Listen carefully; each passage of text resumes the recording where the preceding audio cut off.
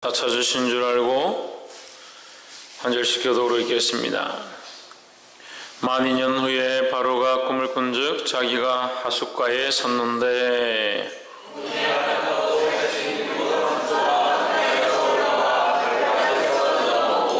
그 뒤에 또 흉악하고 파리한 다른 7 암수가 하수에서 올라와 그 소와 함께 하숫가에 섰더니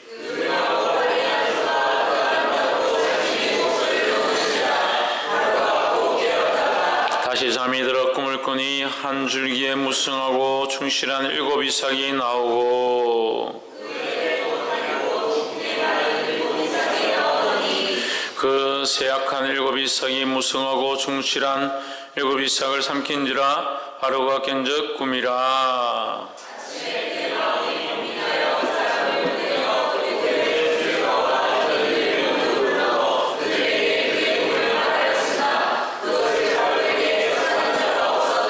실 맡은 관원장이 바로에게 구하여 가로되 내가 오늘날 나의 허물을 추억하나이다.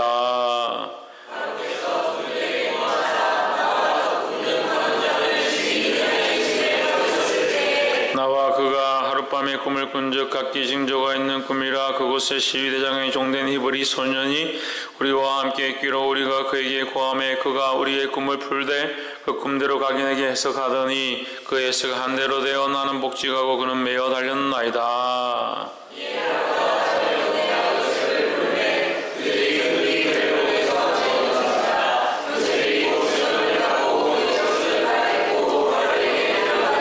바로가 요셉에게 이르되 내가 한 꿈을 꾸었으나 그것을 해석하는 자가 없더니 들은즉 너는 꿈을 들으면 능히 푼다 하더라.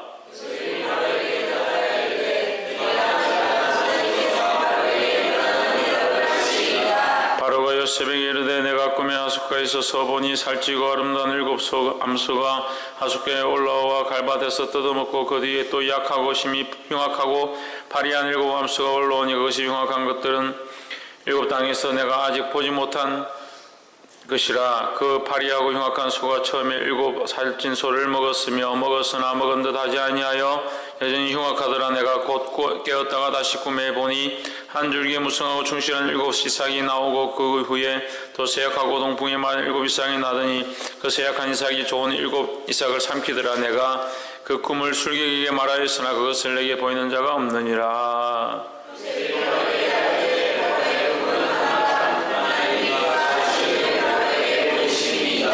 7 좋은 암수는 7 회요 7 좋은 이삭도 7 회니 그 꿈은 하나이라. 그 후에 올라온 파리하고 흉악한 7 소는 7년이요 동풍에 말라 속이 빈 7 이삭도 7 회 흉년이니.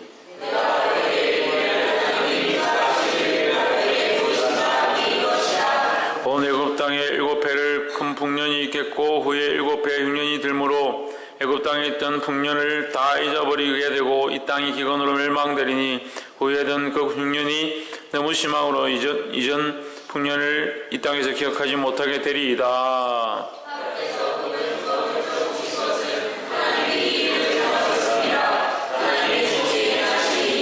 이제 바로께서는 명철하고 지혜 있는 사람을 택하여 애굽 땅을 치리하게 하시고 바로께서는 또 이같이 행하사 국중에 여러 관리를 두어 그 7회 풍년의 애굽 땅의 5분의 1을 거두되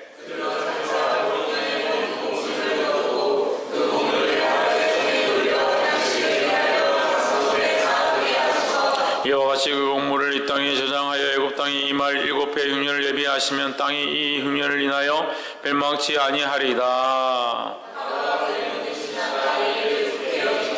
바로가 그 신하들에게 이르되 이와 같이 하나님의 신이 감동한 사람을 우리가 어찌 얻을 수 있으리요 하고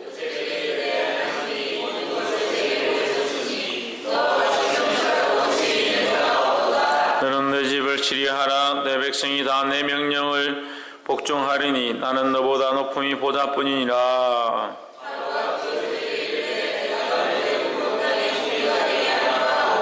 자기의 인장 반지를 빼어 요셉의 손에 끼우고 그에게 세마포 옷을 입히고 금사슬을 목에 걸고 자기에게 있는 버금 수레그를 태우매 무리가 그 앞에서 소리 지르기를 엎드리라 하더라. 바로가 그로 애굽 전국을 총리하게 하였더라.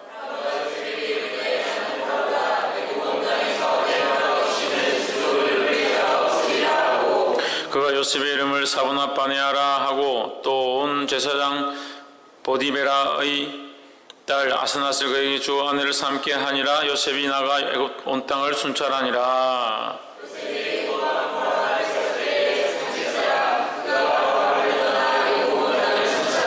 일곱 배 풍년의 토지 소출이 심히 많은지라. 요셉이 애굽 땅에 있는 그 7년 곡물을 거두어 각 성에 저축하되 각 성 주위의 밭에 곡물을 그 성중에 저장하매 저장한 곡식이 바다 모래같이 심히 많아 세기를 거쳤으니 그 수가 한이 없음이었더라.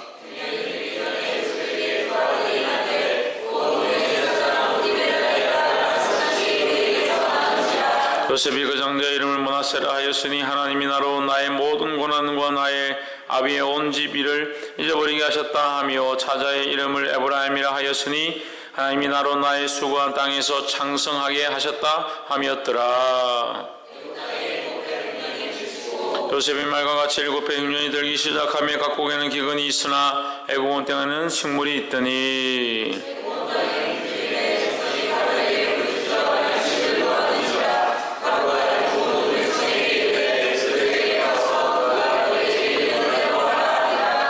온 지면에 기근이 있음에 요셉이 모든 창고를 열고 애굽 백성에게 팔세. 애굽 땅에 기근이 심하며 각국 백성도 양식을 사려고 애굽으로 들어와 요셉에게 이르렀으니 기근이 온 세상에 심함이었더라. 아멘. 옆에 사람과 인사합시다. 사랑합니다.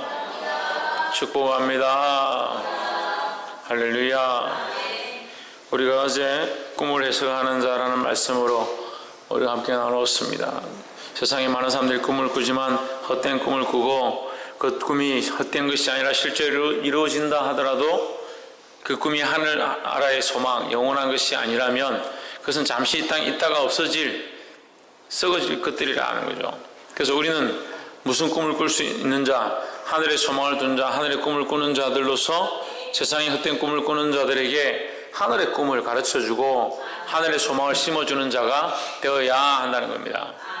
할렐루야. 오늘 41장에 보면 이제 그 요셉이 그래도 감옥에 계속 갇혀 있었습니다. 그 술 맡은 관원장에 가서 복직을 했지만 회복되었지만 가서 우리가 회복되었습니다. 복직했습니다. 라고 복직했기 때문에 요셉을 다시 초청하지 않고 요셉에 대해서 얘기하지 않고 잊어버렸습니다. 그리고 2년이 지났습니다. 2년 뒤에 바로가 꿈을 꿉니다. 하필 바로가 꿈을 꾸는데 꿈을 해석할 수 없는 꿈을 꿨다. 어떤 꿈이냐? 처음에는 살찌고 건강한 소가 올라오는데 3절에 그 뒤에 또 흉악하고 파리한 다른 7 암소가 하수에서 올라와 그 소와 함께 나일강가에 있었더니 그 흉악한 소가 어떻게 하느냐? 살찌고 풍성한 소를 잡아먹어버렸다. 잡아먹어버렸는데 얼마나 심한지 잡아먹고 나서도 이 소가 잡아먹은 것 같은 표시가 하나도 나지 않을 정도로 그 소를 깨끗하게 잡아먹어버렸다. 그 다음에 또 이 꿈을 꾸고 깜짝 놀라서 깨어있다가 바로가 다시 잠이 드는데 또 똑같은 비슷한 꿈을 꿨는데 풍성하고 좋은 곡식 7단이 있었는데 조금 있다가 이제 파리하고 다 죽어간 말라 비틀어진 곡식단이 와서 이삭이 와서 그 앞에 곡식단 이삭을 먹어버려서 표시가 나지 않더라. 뭐 이런 내용이었습니다. 술객들을 다 불러가지고 얘기를 하는데 아무도 이걸 푸는 사람이 없는 거예요. 그럴 때 12절에 그곳에 시위대장의 종된 히브리 소년이 우리와 함께 있기로 술 맡은 관원장이 생각이 난 거죠. 그래서 술 맡은 관원장이 자기가 갇혔을 때에 그 감옥 안에 히브리 소년이 있었는데 그 소년이 나의 꿈을 해석합디다. 그 말을 하니까 그 말을 듣고 이제 바로가 가서 불러와라. 14절에 이에 바로가 보내어 요셉을 부르매 그들이 급히 그를 옥에서 낸지라. 요셉이 곧 수임을 깎고 그 옷을 갈아입고 바로에게 들어오니 했습니다. 할렐루야. 그럼 우리가 이것을 바로의 역사로 봐야 합니까? 아니면 술 맡은 관원장의 역사로 봐야 합니까? 요셉의 공로로 봐야 합니까? 하나님의 은혜로 봐야 합니다. 하나님의 섭리와 역사하심 가운데 이 일들이 일어나고 있다는 사실을 알아야 합니다. 그러니까 하나님을 보지 못하면, 여기서 하나님을 빼면 그냥 우연히, 참 우연한 기회에 어떻게 하다 보니까 재수가 좋아서, 하나님을 보지 못하는 사람들의 해석인 거죠. 그러니까 하나님께서 일하고 계시고 하나님께서 역사하고 계심을 볼 수 있어야 합니다. 더더욱 우리 삶 가운데 하나님이 살아서 역사하고 있고 우리를 다스리고 있고 우리를 인도하고 있는 사실에 대해서 우리가 인정하고 그것을 고백하는 것이 뭐다? 그게 믿음이라는 거예요. 할렐루야. 그래서 믿음의 고백들을 해야 합니다. 믿음의 간증들을 해야 합니다. 믿음의 찬양의 소리들을 해야 합니다. 근데 우리는 믿음의 소리보다 불평불만이 많고 당장 눈앞에 되어지지 않는 것들 때문에 왜 이런 일이 생기느냐, 왜 이런 사건들이 우리 앞에 있느냐라는 말을 하기 쉬워합니다. 쉬워하고 자연스럽게 그렇게 말하고, 그래서 자기를 돌아보십시오. 내가 불평불만을 많이 하는가, 감사 찬양을 많이 하는가, 하나님을 높이는 것을 많이 하는가, 마귀의 일들을 절개하는가, 내가 세우는 일을 많이 하는가, 넘어뜨리는 일을 많이 하고 있는가, 돌아보아야 합니다. 돌아보아야 합니다. 그래서 더더욱 주의 영광을 세우고 하나님 나라를 세우고 아버지의 일을 위하여 마음을 합하는 저와 여러분 되기를 주의 이름으로 축원합니다. 옆에서 한번 보십시오. 하나님의 나라를 위하여 감사함으로 나아갑시다. 감사함으로 나아가려면 이걸 자꾸 훈련을 해가지고 입술로 감사 예수 뭐 그렇게 천만의 말씀이에요. 천만의 말씀이에요. 감사 예수를 백날 하면 뭐합니까? 물론 필요하죠. 뭐 그 쓸데없는 것은 아닌데 보지 못하는데 입술로만 외치면 뭐합니까? 그럼 생각해 보십시오. 보지 못하는 장님이 말로만 뭐가 어떻고 코끼리는 어떻게 생겼고 코끼리 뒷다리는 어떻고 앞다리는 어떻고 꼬리는 어떻고 백날 얘기한들 보지 못하는 사람한테 그걸 얘기를 한들 무슨 소용이 있겠습니까? 하나님을 바라보는 거, 하나님 우리 삶 가운데 일하고 계신 걸 어떻게 보느냐? 어떻게 봅니까? 믿음의 눈으로 보지요. 그런데 왜 범사의 믿음의 눈보다 인간적인 눈을 많이 가지고 있고 믿음의 고백보다 믿음의 입술보다 인간적인 입술을 많이 가지고 있고 믿음의 생각들보다 믿음의 가치관들보다 인간적인 생각과 가치관으로 가득 차 있냐는 거예요. 제가 사랑하고 아끼는 사람들이 그런 것들이 더 안타까워요. 몇 년을 같이 함께 했고 하나님을 그만큼 알 만큼 이 말씀을 들었고 하나님 사랑을 그만큼 아는데 그들과 함께 이렇게 뒹굴고 지내보면 그 입술에서 감사가 안 나오고 하나님이 하신 일을 보지 못하고 하나님의 생각으로 계획하지 못하고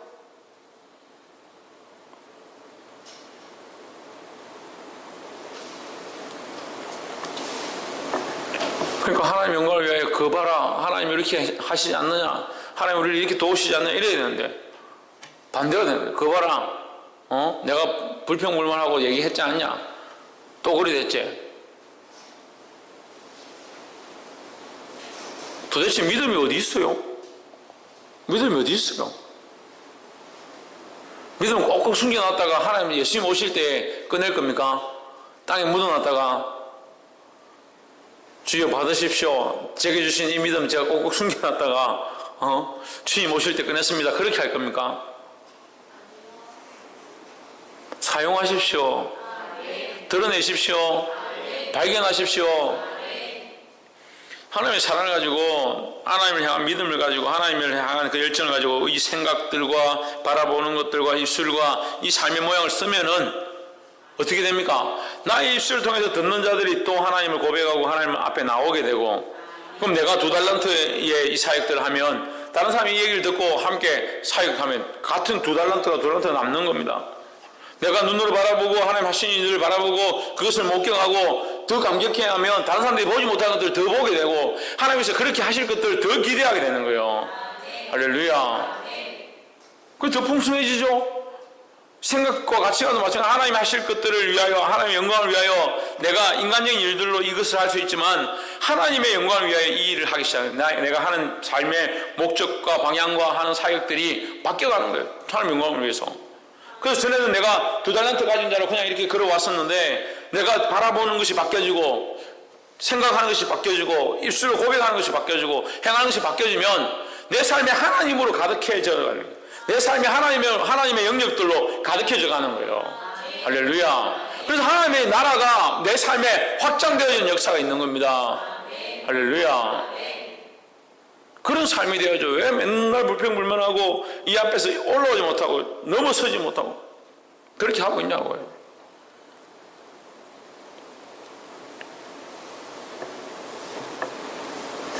나오시기를 주의 이름으로 축원합니다. 하나님께 쓰시려고 감옥에서 꺼내는데도 계속 감옥 안에 들어간다. 하나님 쓰시려고 꺼내가지고 총리의 일을 맡기고 하나님 나라의 거룩한 일을 맡기려고 하는데 뒤로 물러가가지고 감옥에 들어가서 나는 그냥 여기가 좋사오니 불평불만하고 내 하고 싶은 대로 두들거리고 내 생각대로 하는 게 옳다고 생각하니 뭐 하는 거예요? 뭐 하는 거예요?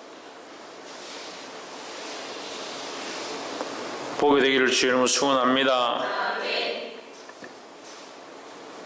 16절에 요셉이 바로에게 대답하여 가로되 이는 내게 있는 것이 아니라 하나님이 바로에게 평안한 대답을 하시리이다 했습니다.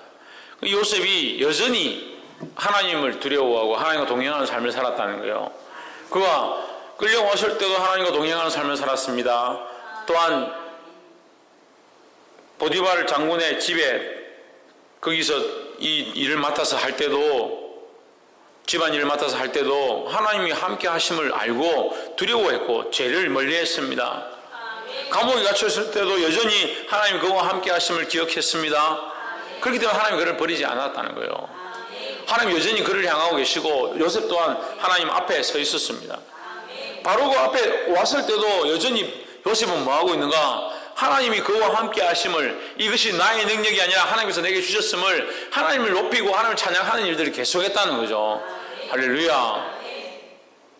요셉이 감옥에 갇혀도 하나님 앞에 영광을 돌리고 감옥에서 나와서 왕 앞에 가도 하나님 앞에 영광을 돌리고 유혹과 세상의 그런 쾌락들이 그 앞에 올 때 그것을 하나님 앞에 있음으로 알고 끊어내고 자기가 하나님 앞에 있음을 알고 그런 것들을 멀리하는 그런 신앙들을 보였다는 겁니다.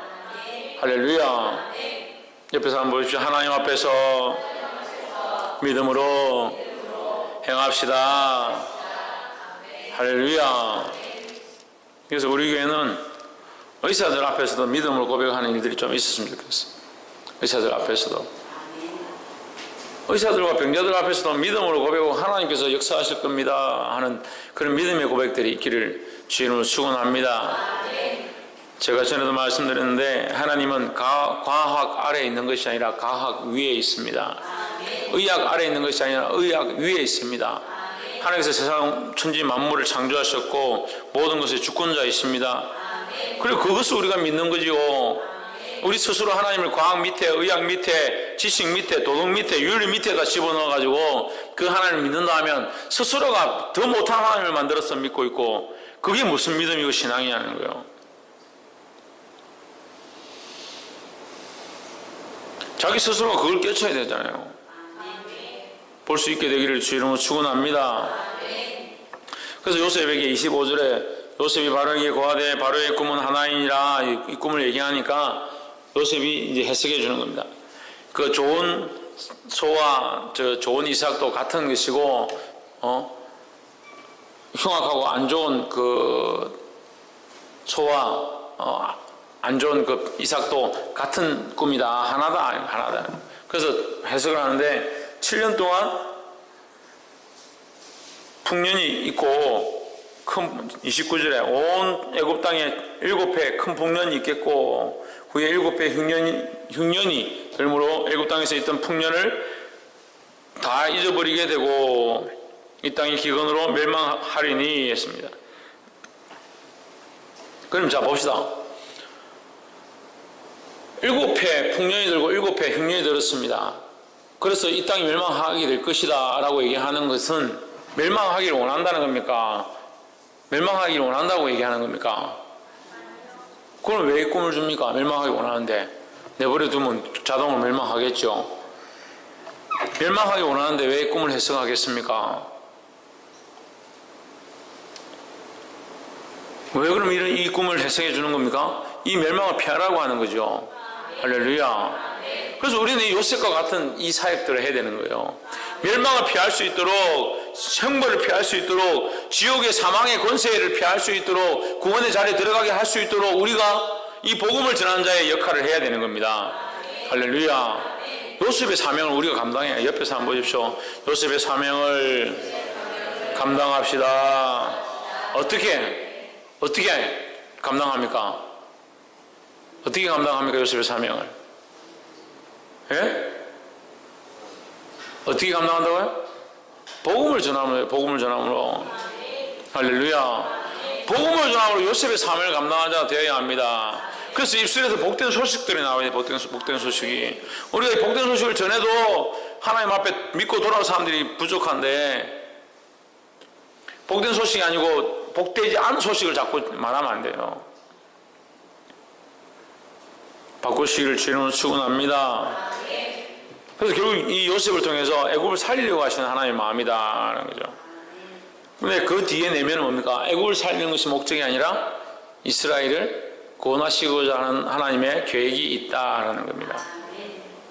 그래서 이 세상에 흘러가는 이 역사는 결국 하나님의 뜻을 따라 그 안에 구원하실 백성들을 인도하여서 그들을 구원하시기 위한 하나님의 계획 속에 이 세상이 흘러간다라고 보는 것이 우리 믿음의 가치관이에요.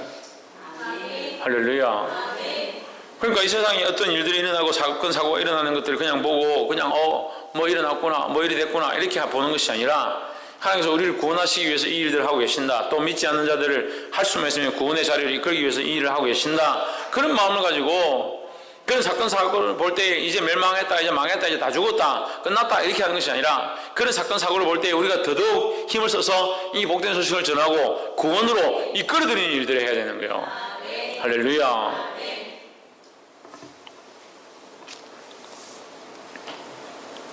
37절에 바로가 그 모든 신하가 이 일을 좋게 여긴지라 바로가 그 신하들에게 이르되 이와 같이 하나님의 신이 감동한 사람을 우리가 어찌 얻을 수 있으리요 하고 요셉에게 이르되 하나님이 이 모든 것을 내게 보이셨으니 너와 같이 명철하고 지혜 있는 자가 없도다 했습니다. 할렐루야. 명철하고 지혜 있는 자가 없다. 이 명철과 지혜가 무슨 명철과 지혜겠습니까? 하나님을 아는 지혜죠.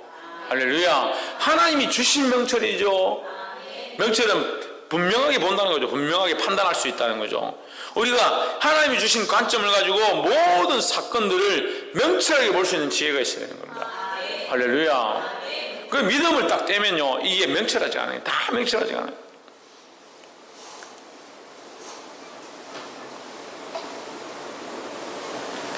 이번에 제주 캠프 가가지고 그 전문대를 갔는데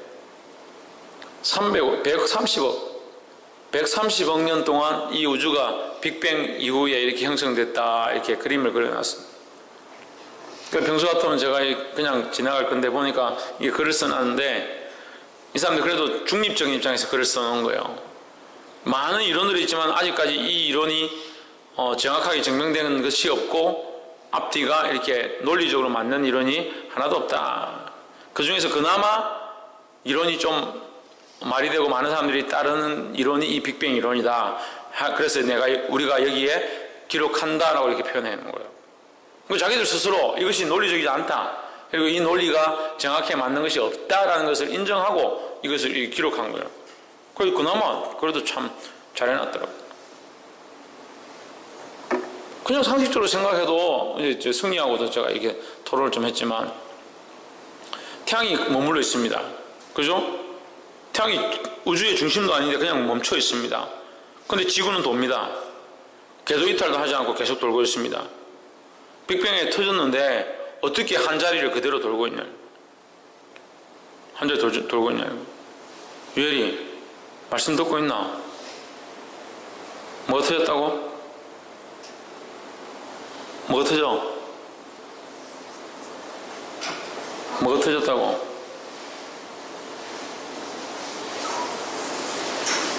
네 사모님 옆에 가라. 사모님 옆에 가라.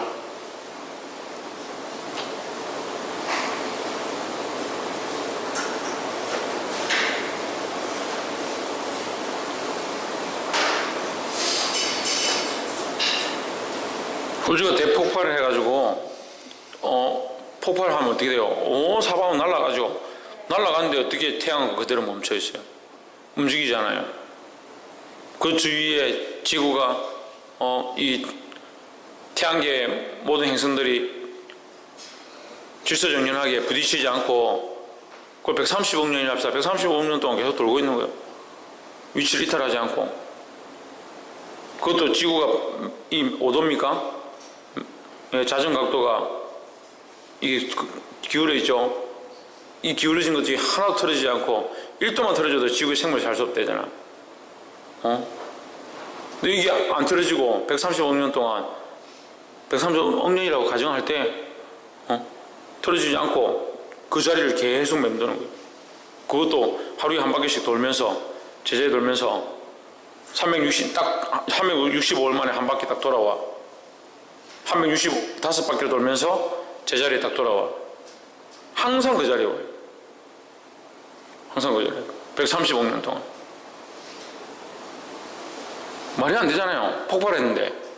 폭발하면, 그래서 뭐라고 합니까? 우주는 점점 팽창하고 있다. 이렇게 하죠. 빅뱅 이론에서는. 우주는 점점 팽창하면 계속 이게 멀어져요. 하나님 말고. 지구가 태양에서 점점 멀어져야 되잖아요. 근데 그대로 있죠?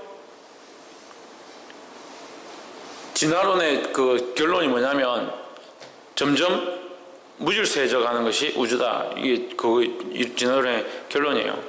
점점 질서를 찾아가는 게 아니라 무질서를 찾아가야 되는데 점점 질서를 찾아가죠. 이거 어떻게 이렇게 운영하는 거예요? 어떻게 이런 질서가 있냐는 거죠. 130억 년 동안 태양이 타고 있습니다. 태양이 아무 변화도 없이 계속 똑같은 온도로 타고 있습니다. 흑점 한 개만 크게 터져도 지구의 기온이 몇 도씩 떨어진다는데 아무런 변화 없이 지구가 사람이 살기에 마땅한 온도로 태양이 딱 있습니다. 그걸 어떻게 해석해요? 폭발했는데, 우주에 폭발했는데 태양이 떨어졌는데 태양이 열도 변하지 않고 승리 말로는 수많은 이 원자 핵과 같은 그런 게 뭐 터져가면서 그 열을 방사한다. 그럼 그게 어떻게 균일하게 계속 방사하고 있냐고. 터졌는데 한번 확 타고 끝나버려야지. 왜 한번 탁 적당하게 터져서 그러면 온도를 몇 도까지만 하고 또 적당히 터져서 그 다음날 몇 도 하고 또 그 다음날 또 중 터져서 몇 도 하고 그래가 뭐 몇백억 년 동안 계속 열을 조금씩 맞춰서 자기가 조절해서 내는 거야. 그렇게 할 수가 없잖아요. 그렇게 할 수가 없잖아요. 어떻게 그걸 유지를 하냐고요. 그래 에너지가 그렇게 터져서 그렇게 한다 합시다. 그걸 어떻게 유지를 하냐고요. 똑같은 온도를. 그럼 이것만 틀어줘도 우리가 살 수 없고 이 그림만 바뀌어도 살 수가 없고 자전축만 바뀌어도 살 수가 없고 그러니까 인간이 얼마나 그게 미미한 존재예요. 땅에 어떻게 붙어 있어요? 지구가 둥그런데 땅에 어떻게 붙어 있어요? 중력도 이런 공부를 해서 중력이 있다고 생각을 하는 거지. 동그란 지구에 중력이 가운데로 작용하는 이거를 당연하다고 생각하는 게 더 신기해요. 그냥 중간으로 이 동그란 지구 위에 사람이 우리 반대편에도 사람이 서 있고 여기도 서 있지만 사람이 중앙으로 중력을 받으면서 압력을 받으면서 서 있잖아요. 그게 더 신기하지 않습니까? 그게 자연이 그렇게 되는 거예요. 자연이. 그건 말이 안 되잖아요. 어떻게 자연이 그렇게 돼요? 그 중력만 조금 틀어져도 사람이 여기 살아있을 수가 없어요. 산소가 조금 없어져도 사람이 어떻게 삽니까?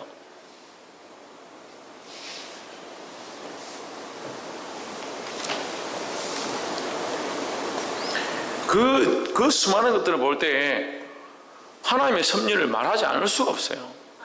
그러니까 이 믿음의 눈을 가진 자와 믿음의 눈을 가지지 않은 자의 차이인 거죠. 믿음의 눈을 가진 자는 하나님의 역사를 봅니다.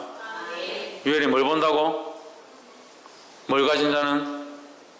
믿음의 뭐? 그럼 믿음의 눈을 가진 자는 하나님의 역사를 봅니다. 할렐루야. 하지만 믿음의 눈을 가지지 못하면 뭘 봅니까? 세상의 관점을 가지고 보는 거예요. 그러니까 자꾸 세상의 눈으로 보려고 하니까 알 수가 없는 거죠. 알 수가 없는 거죠. 바로가 꿈을 꿨지만 이걸 아무도 해석을 못하는 거죠. 하지만 바로 앞에 요셉이 왔을 때 요셉은 하나님과 함께 한 자고 하나님의 눈으로 보니까 이것이 알 수 있었다는, 이 뜻을 알 수 있었다는 거죠. 할렐루야. 그러니까 우리는 뭘 가진 자가 됩니까? 믿음의 눈을 가진 자로서 믿음의 관점으로 볼 수 있는 자들이 되어야 합니다. 할렐루야. 그래서 39절에 이 지혜와 명철은 무슨 명철이냐, 무슨 지혜냐, 하나님을 아는 지혜요, 하나님을 아는 명철이에요. 하나님께서 주신 명철이라는 겁니다. 할렐루야. 그래서 이제 40절에 너는 내 집을 다스리라, 내 백성이 다 내 명령에 복종하리니, 이렇게 하면서 요셉이 참 겸손하기까지 한 거예요. 요셉은 자기가 그 꿈을 해석해 주면서 왕은 어떤 특별한 사람을 한 명 세워서 풍년 때 쌀을 모으게 하시고 뭐 이게 곡식을 모으게 하시고 풍년을 준비할 수 있도록 하십시오, 이 얘기를 하니까 왕이 요셉 네가 해라, 요셉 네가 해라. 우리 같으면 그렇게 하잖아요. 제가 보니까 제가 좀 하면 괜찮을 것 같습니다. 제가 대충 보이니까 제가 이 총리를 좀 하겠습니다, 이렇게 할 수도 있을 것 같은데 요셉은 그렇지 않습니다. 사람을 세워서 하십시오, 그렇게 하는데 이 바로가 그 요셉을 세우는 거예요. 그래서 얼마나 세우느냐, 내가 너보다 높은 것은 내 왕자뿐이라, 자기의 왕의 자리 말고는 네가 나보다 가장 높다, 왕 다음으로 네가 가장 높은 자가 되고 모든 것의 지휘권은 네한테 다 있다, 네가 다 통치하게 될 것이다. 요셉을 그만큼 높여주는 거죠. 또 이것도 굉장히 파격적이에요. 어떻게 꿈 하나 해석했다고 꿈 하나 해석했다고 총리가 돼요. 이게 하나님의 섭리와 계획 안에 있는 일들이라는 겁니다. 할렐루야. 근데 상식으로 풀면 안 풀리죠. 상식으로 풀면 꿈도 안 풀릴 뿐더러 이 요셉이 꿈 푸는 것으로 인해서 총리가 됐다는 사실도 풀리지가 않는 거죠. 하지만 이게 하나님의 섭리로는 이게 풀려지는 거예요. 하나님께서 이것을 계획하시고 이스라엘 백성을 여기 끌어들이실 것을 계획하시고 그들이 와서 여기서 생육하고 번성하고 준비할 수 있도록 하시는 그 계획들을 가진 것을 볼 때에 이것이 필요한 거죠. 지금 이 상황이 급하고 빨리 요셉이 그 총리의 자리에 올라가야, 지금 종이 올라가자마자 이제 풍년이 시작되었습니다. 그래서 곡식을 걸어드리고 그러고 나서 바로 흉년이 시작되었습니다. 이게 이제 본문에 나오죠. 그래 주위의 나라들이 와서 처음에는 백성들이 와서 먹을 것을 달라 하고 좀 지나니까 이제 주위의 나라들이 와서 달라고 먹을 것을 달라고 합니다. 이제 다음 이제 장에 넘어가면 이제 야곱과 이제 그 형제들이 와서 이제 먹을 것을 구하러 오는 그런 장면들이 나오는데, 하나님의 그 계획 안에 이것이 있었기 때문에 요셉을 빨리 그 총리의 직분을 맡게 했었다라는 것을 볼 수 있습니다. 42절에 자기의 인장 반지를 빼어, 왕의 옥새죠, 옥새를 빼어 요셉의 손에 끼우고 그에게 세마포 옷을 입히고 금사슬을 목에 걸고 자기에게 있는 버금 수레에 그를 태우매 무리가 그 앞에서 소리 지르기를 엎드리라 하더라. 바로가 그로 애굽 정국을 총리하게 하였더라 했습니다. 이게 이 말씀이요, 어디서 본 것 같은 이 말씀입니다. 에스더스에 보면 하만이 이스라엘 백성들을 공격해서 죽이려고 하죠. 근데 하나님께서 극적으로 그 사건을 바꾸셔서 어떻게 하느냐, 모르드게를 하나님께서 존귀하게 여겨서 존귀하게 하셔서, 모르드게를 존귀하게 여기셔서 그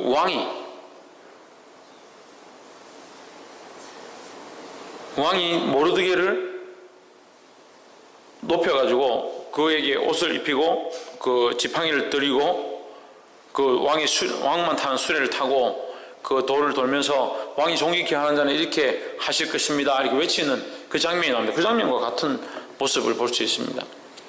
원수들 앞에서 내게 상을 베푸시고 내 장이 넘치나이다 했던 이 고백과 같이, 그 다윗의 고백과 같이 오늘 이 요셉이 믿음으로 살았지만 그를 공격하고 그를 넘어뜨리려 했던 그들 앞에 오히려 요셉을 누구로?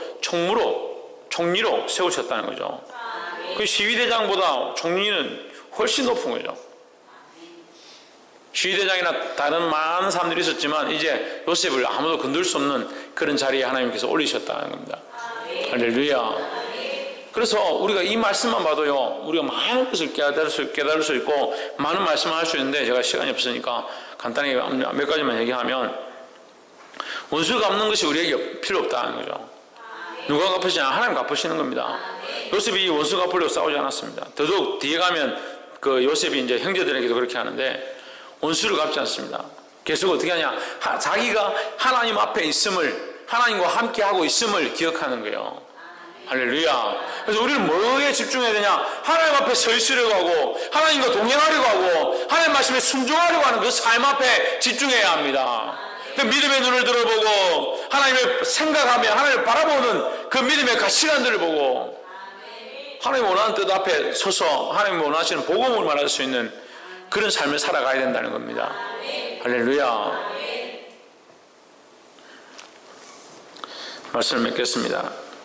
45절에 그가 요셉의 이름을 사브나 바네아라 하고 또 온 제사장 보디베라의 딸 아스낫을 그에게 주어 아내를 삼게 하니라. 요셉이 나가 애굽 온 땅을 순찰하니라 했습니다. 요셉에게 직분을 맡기고 그의 이름까지 주었다. 이름을 준 것은 이제 왕의 특별한 왕의 은총이다 뭐 이렇게 하는데, 그래서 세워준 거죠. 우리나라도 이제 그 임금들이 큰 공로를 세운 사람이나 이제 뭐 전쟁 가운데 뭐 이렇게 희생한 사람들이 있으면 이게 이름을 주죠.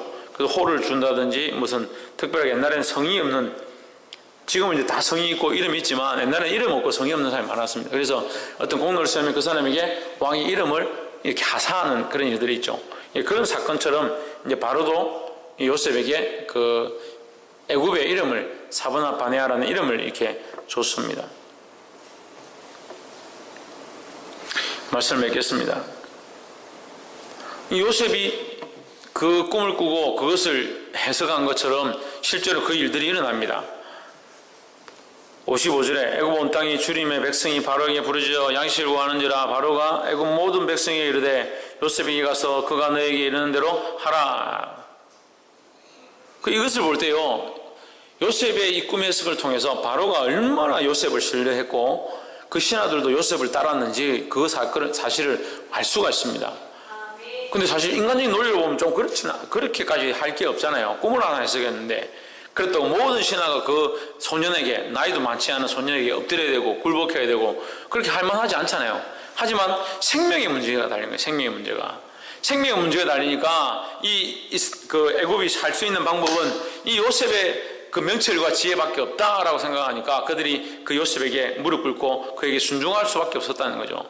오늘날 우리가 작고 연약한 자들입니다. 또한 작은 교회입니다. 작은 목사이고 작은 성도들입니다. 우리가 하지만 하나님의 복음과 하나님의 영광을 위하여 수많은 영혼을 살리는 데는 큰 자로 쓰임을 받아야 합니다. 할렐루야. 세상이 두려워할 수 있도록 우리가 이 복음을 들고 나아가고 믿음의 눈을 들고 나아가면 수많은 사람들이 우리 앞에 굴복하게 될 줄 믿습니다.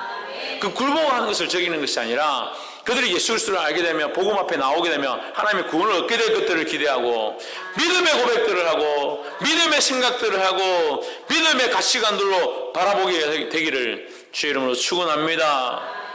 기도하겠습니다.